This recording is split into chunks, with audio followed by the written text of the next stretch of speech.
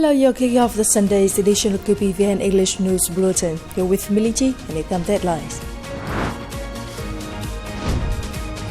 President LUONG welcomes top legislator of Cuba. Military develops combat plans in new situation. Hanoi wishes to promote trade and investment in Africa. On the afternoon of November the 2nd in Hanoi, President LUONG met with President of the National Assembly of People's Power and President of the Council of State of Cuba.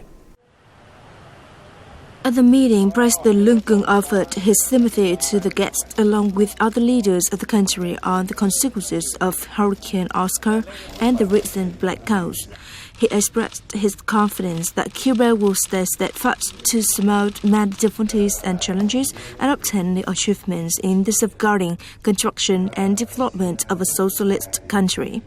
He also stressed that Vietnam wished to further enhance the cooperation with Cuba in all spheres as they are about to celebrate the 65th anniversary of the diplomatic relations in 2025, which was designated as the Vietnam-Cuba Friendship Year by the country's leaders. For his part, the Cuban leader stated that Cuba always keeps in mind and appreciates the solidarity, sincere support, and practical assistance from the Vietnamese Party, State, National Assembly, and people for Cuba recently. The two leaders affirmed that a determination to further intensify the exemplary relationship between Vietnam and Cuba, which was founded by President Ho Chi Minh and leader Fidel Castro Ruz, and nurtured by generations of the two countries' leaders and people. They also agreed to actively and effectively carry out the high-level commitments and agreements reached during the state visit to Cuba by Party General Secretary and then President Tô Lâm in September 2024, along with the outcomes of recent first inter-parliamentary session between the two countries. They also concurred in maintaining the country's close coordination and mutual support at international organizations and multilateral forums.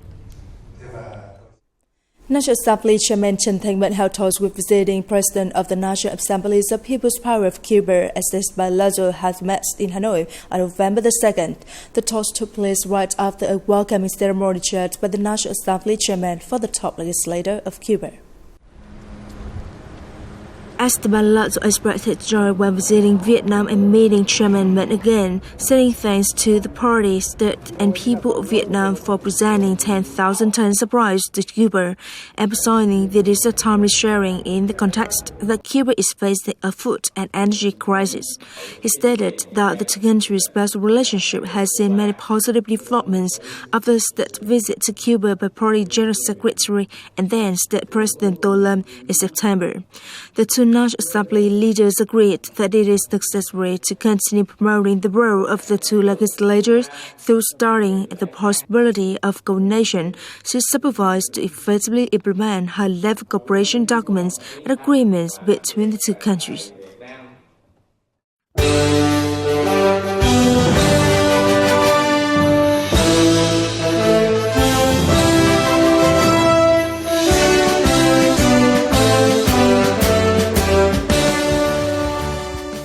On November the 2nd, at Naval Region 4, the Ministry of National Defense opened a one-side two-level command and staff exercise with tabletop and live-fire contents for the Navy and Air Defense Air Force services. General Nguyễn Tân Cương, Chief of the General Staff of the Vietnam People's Army, Deputy Minister of National Defense, chaired the opening ceremony. In his opening speech, General Nguyễn Tân Cương emphasized that the exercise is one of the political tasks of special significance in 2024, aiming to test and evaluate the level of command and interoperability among participating units, thereby improving the leadership capabilities of countries at all levels.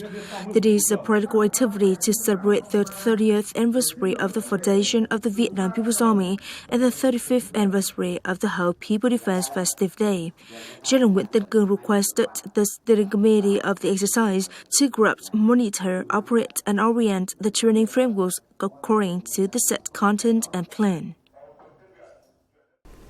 Under the leadership of the Communist Party of Vietnam over the past 80 years, the Vietnam People's Army has not only been the core force in national protection, but also actively participated in production, contributing to the economic and social development of the country. It's also one of the three basic functions of the military forces. Right after a victory in the national resistance war against the French colonialists in 1956, implementing the party's guidelines, 80,000 officers and soldiers of the Vietnam People's Army participated in economic recovery, directly building key projects of the country. During the resistance war against the U.S. imperialists, on the way to the battlefield, our military actively boosted production and joined hands in building the Northern Great Rear.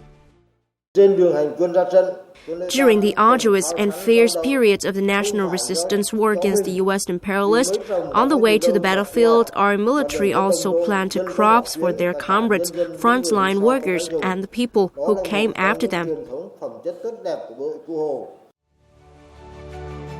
From the border, islands to remote areas, for many years, officers, soldiers, and staff of the Corps and Defense Economic Unit have actively supported local residents. To date, the military has built 28 defense economic zones in strategic areas with over 1,300 concentrated residential areas. There are very important factors in poverty reduction, as was the implementation of the Communist Party of Vietnam's ethnic and religious policies. The presence of the military troops makes locals feel very secure to develop economy, culture, and society. The soldiers have boosted mass mobilization and disseminated state policies and laws to the locals. Many military enterprises have successfully built their brands, holding leading positions in the national economy. They're not only a strong reserve force for national defense, but also become prestigious economic partners. Factories and enterprises in the defense industry have also been developing in a positive, proactive, self-reliant, modern, and dual-purpose direction. The General Department of Defense Industry has invested in many modern production lines and automated production in factories, contributing to enhancing production and business efficiency of units. Whether on battlefield or in the economic front, the soldiers have always promoted the qualities of Uncle Ho soldiers, constantly renovating, developing, and improving operational efficiency, serving military and defense tasks, and actively contributing to the national economic development. Coming next, Hanoi wishes to promote trade and investment in Africa. Urgent need for infrastructure investment at Hai Vinh site. To promote Vietnam's investment and business environment in general and Hanoi in particular, a high-ranking delegation of Hanoi recently visited South Africa and Egypt to boost trade promotion and economic development activities. In South Africa, the delegation and the Vietnamese embassy organized the Vietnam-South Africa Investment, Trade and Tourism Promotion Conference. The event served as a chance to promote Hanoi's investment environment and preferential policies. Earlier, the delegation visited Egypt to introduce Hanoi's potential and investment environment in the fields of pharmaceutical industry, agriculture, aquaculture, and tourism to local businesses. Vietnam-Egypt bilateral trade reached over $600 million in 2023. Meanwhile, in the first 9 months of 2024, Hanoi export turnover to South Africa reached $18.8 million, while its import turnover reached $487.4 million. In recent years, Da Nang City has supported economic organizations and localities to establish intellectual property rights, as well as provide advice on brand development orientation for OCOP products. Up to now, many products have been certified with collective trademarks by the National Office of Intellectual Property, thereby enhancing the value of local OCOP products. The green skin pomelo growing area in Hoa Ninh Commune covers an area of 40 hectares. After nearly 5 years of planting and exploitation, the pomelo trees have brought stable income to farmers here. In 2021, Hoa Ninh green skin pomelos were granted 4-star OCOP certificate by Da Nang City and a collective trademark registration certificate by the National Office of Intellectual Property. This has helped enhance the product's value and brand. We have expanded the area by 3 hectares each year to support seedlings for farmers. In addition, the Department of Science and Technology supported automatic irrigation systems for farmers. Hoa Ninh Green Skin Pomelo meets 4-star OCOP standards. Not only agricultural products, but also traditional handicraft products have been supported with the registration of intellectual property protection, established in 2018 to preserve the traditional cultural values of the Cơ Tu people, while creating livelihoods for women and linking with tourism development. In 2020, Hoa Bắc brocade weaving product was supported and granted a collective trademark certificate. Every week, we go to the communal house to weave and welcome tourists to experience the Cơ Tu brocade, helping local women to earn more income and promote traditional brocades.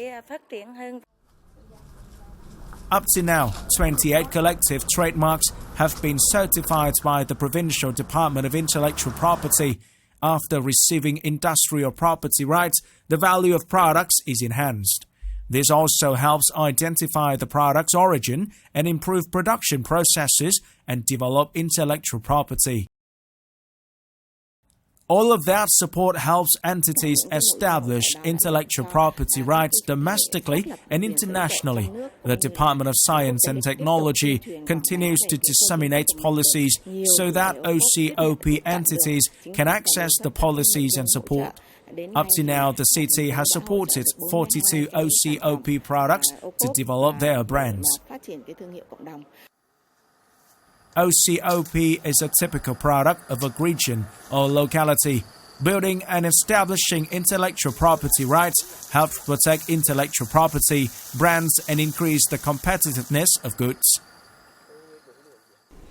The Hải Vân Gate Natural Heritage Site is Vietnam's only nationally recognized heritage site managed jointly by Thừa Thiên Huế Province and Da Nang City. The site has welcomed tourists for over 3 months since its restoration, but further work is needed to enhance service infrastructure and fully leverage the unique appeal of this historic Hải Vân Pass landmark. Hải Vân Gate site has attracted hundreds of thousands of visitors in the roughly 3 months since it's reopened after restoration. As a historically significant destination with gorgeous landscape, it is attracting the interest of locals, tourists, and travel organizations looking to establish tour packages. The site has partially restored its original structure while also introducing additional services such as Wi-Fi hotspots and bilingual information boards. To accommodate tourism expectations, additional investment in service infrastructure is necessary. Some concern remain, such as the Wi-Fi, which was installed, but is not yet operational due to technical problems. Yet, I like the new features, such as the photo-taking sites near Hải Vân Gate, which are significant boosts to tourism. Leaders from Thừa Thiên Huế and Da Nang recently discussed methods and shared responsibilities for jointly managing the site, as well as technical infrastructure and tourism services, with a focus on land and space management, parking arrangement planning, and the project for Hải Vân Gate Site Management Office and tourism support areas. In the near future, Da Nang City will collaborate with Thừa Thiên Huế Province to develop a concrete plan for managing the overlapping summit area in order to maximize the value of Hải Vân Gate while ensuring its preservation for future generations. By the fourth quarter of this year, the two localities plan to identify suitable parking areas and encourage 15 businesses to reinvest in their facilities, aiming to implement an admission fee for this unique heritage site. It is the end of the English News Bulletin today. You can watch the news again at QPVN.vn. Goodbye and see you next time.